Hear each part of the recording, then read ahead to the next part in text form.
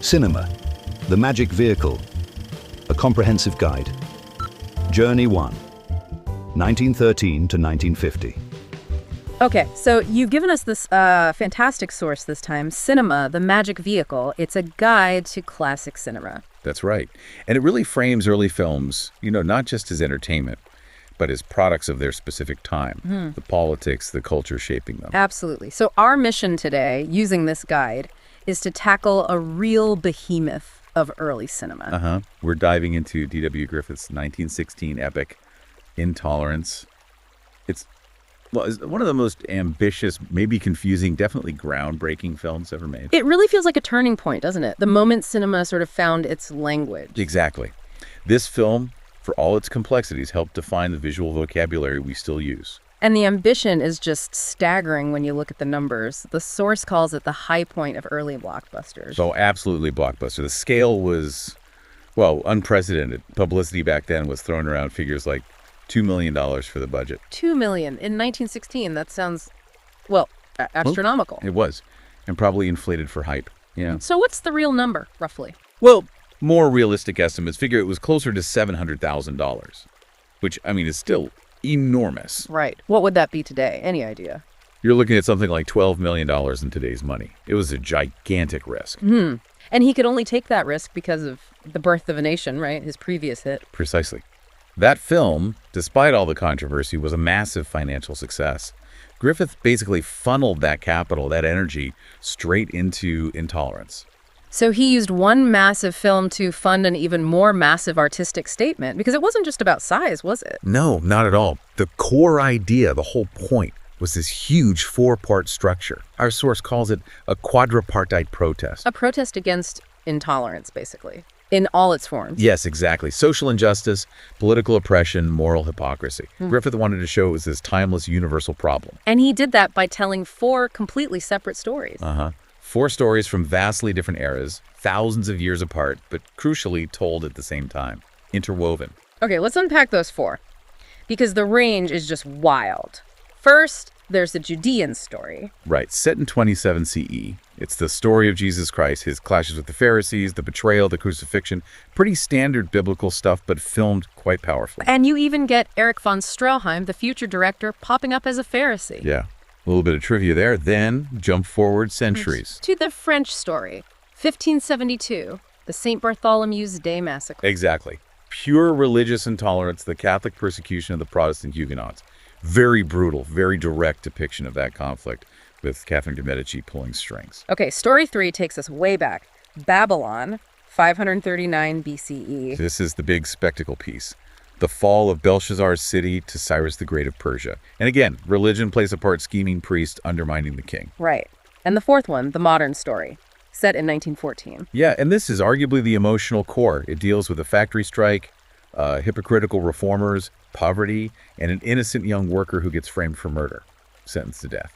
That modern story. It's interesting. Wasn't that originally his own film? It was. That's a really key point. Griffith had initially made it as a standalone feature called The Mother and the Law. So why fold it into this huge 4-part thing? Well, after the huge backlash against The Birth of a Nation and its racism, Griffith felt he needed to make a grand statement about tolerance, to sort of redeem himself. So he took The Mother and the Law, which was ready, and built this massive structure around it. Okay. But then, didn't he release The Mother and the Law on its own again later? He did. After Intolerance's initial run didn't go so well, he re-edited the modern section and released it as a separate feature in 1919. Which kind of suggests maybe that story worked best on its own, emotionally. It probably did have the most straightforward appeal. But its inclusion in Intolerance was vital for the film's big innovation, the editing. The parallel editing, right. Cutting between all 4 stories. Yes, that simultaneous structure. It was meant to unify the theme, to hammer home that this struggle against injustice is constant, it's eternal, as the source says. Griffith had that quote, didn't he, about the 4 streams? He did, yeah. He described it poetically, like 4 streams starting separately on a mountain. Flow peacefully in the beginning, then merge closer and faster, and in the end become one in a final chord of deep emotion. Exactly. That merging, that intercutting, is what defines the film. It's described as a cinematic fugue. A fugue, like in music, different melodies playing against each other? Precisely that idea. But instead of melodies, you have These four complex narratives weaving together. And the cutting within scenes gets incredibly fast, sometimes dozens of cuts, just to ramp up the emotion and connect everything. It sounds incredibly complex to plan, let alone watch. It was revolutionary. And here's the thing that just, well, it blows my mind every time. Our source points out something stunning. What's that? This entire incredibly complex 4-hour epic with 4 interwoven stories, massive sets, thousands of people, was made entirely without a script. Wait, sorry, without a script. How is that even possible? I know, it's almost unbelievable. No script. For something with like 60,000 extras and intricate plot points like the last-minute rescue. How did he keep track? How did anyone know what was going on? It really speaks to Griffith's, well, his almost dictatorial control and his incredible visual mind. He apparently held the entire structure, all 4 narratives, in his head. Just in his head, directing from memory. Seems so. He was essentially composing the film on the fly and then refining it in the editing room. The editing wasn't just connecting shots, it was creating the narrative links. Wow. Okay, so for audiences in 1916 used to much simpler stories, this must have been completely overwhelming. Oh, absolutely. A real shock to the system. It demanded so much from the viewer, forcing them to connect the dots across centuries. So it wasn't just the editing. The source says it was like an encyclopedia of cinema techniques. Yeah, he threw everything in, playing with pacing, contrasting different kinds of scenes, building suspense. He even apparently wanted to change the screen shape for different sequences. Varying the aspect ratio. In 1916, that's decades ahead of its time. Exactly. An unfulfilled dream back then. But it shows his thinking. But beyond the editing tricks, you just have to talk about the sheer physical spectacle. The Babylonian set, right. That thing is legendary. Oh, yeah. It was built on, 100 hectares just outside Hollywood? Massive walls, like 70 meters high. It wasn't a set. It was practically a city. You couldn't build that today. Not like that. Probably not. And the way he filmed it was groundbreaking, too. There's that famous shot. The one that moves from really high up. Yeah, exactly. The camera starts with this huge overview of the whole Babylonian complex, hundreds of meters up, showing the scale. Then it smoothly tracks down, down, down, right into a close-up of doves pulling a tiny chariot for Belshazzar. That fluid camera movement, not just cutting. That was new. Very advanced for the time. Imagine coordinating that, plus the 60,000 extras milling around in those enormous sets. Mind-boggling. And wasn't there a central image tying it all together? Yes, the recurring shot of Lillian Gish. As the mother rocking the cradle. Right. It appears between the different stories, this image of eternal motherhood. It's meant to be this sort of calm, hopeful anchor amidst all the historical chaos and violence. A symbol of endurance. Providing a bit of emotional continuity. Exactly. And all this builds towards the climax, especially in the modern story, that frantic last-minute rescue. The wife chasing the train with the governor's pardon. Classic Griffith. Absolutely classic. And that's where the cross-cutting between all 4 stories reaches its absolute peak intensity, everything converging. Okay, so you have this technical marvel, this huge ambition. Why did it flop so badly at first? The source says critics found it abstract. Yeah, that was part of it. And some sections just didn't land as well. The Babylonian story, despite the spectacle, felt a bit weaker dramatically to some. But the main issue is philosophical. I think so. Griffith had this grand, noble message against intolerance.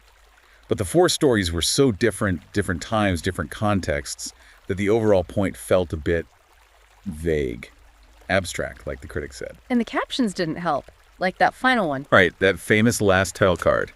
And perfect love shall bring peace forevermore.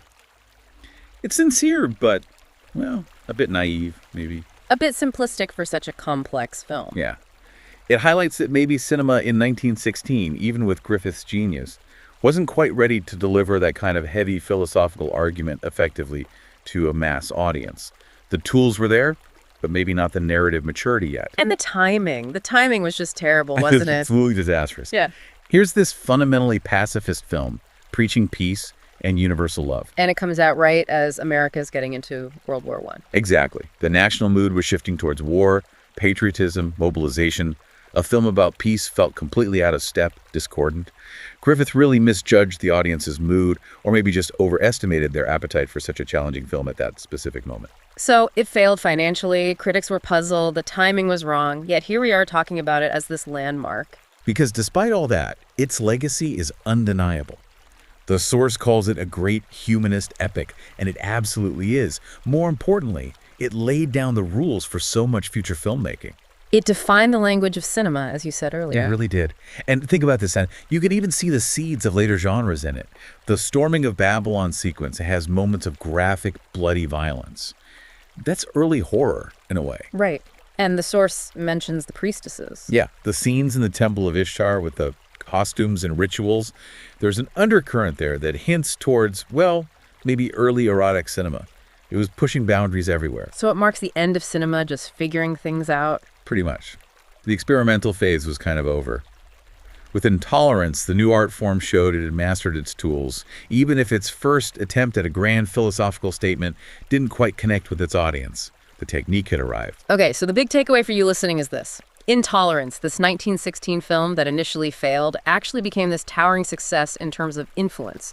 Its sheer ambition, the scale, the innovative camera work, and especially that radical editing weaving four stories together like a fugue, created a visual language still fundamental today. It's the ancestor of the modern blockbuster in many ways. Absolutely. And maybe here's a final thought to leave you with, something to mull over. We know Griffith was obsessed with perfecting this film. He kept tinkering, re-editing, long after it was released. The version we see today needed major reconstruction work decades later. Right, because the original was kind of lost to revisions. Exactly. So it makes you wonder, if a film's big idea, its philosophy, is maybe too complex or just clashes too much with the times, does its long-term survival, its artistic legacy, end up resting almost entirely on its technical brilliance, on the director's relentless drive for visual perfection, rather than the message itself? Does technical mastery guarantee immortality when the message fails? Something to think about.